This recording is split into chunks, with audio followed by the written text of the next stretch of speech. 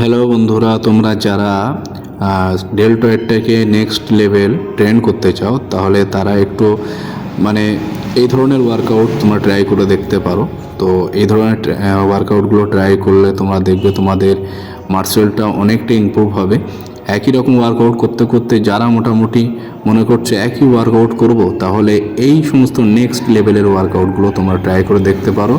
তাহলে দেখবে তোমাদের ডেল্টয়েড একদম ফেটে ফেটে বার হবে। সো এটা তোমরা মারবে 3 সেট।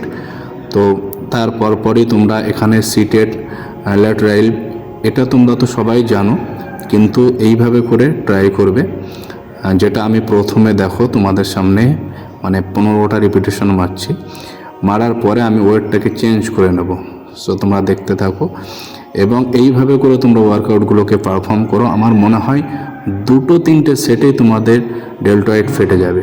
সো এখানে আমার 15টা রিপিটেশন হয়ে গেল। সো আমি সঙ্গে সঙ্গে এখানে আবার ওয়েটটাকে চেঞ্জ করে নিলাম, নিয়ে এখানে আমি 8টা রিপিটেশন মারবো মাত্র।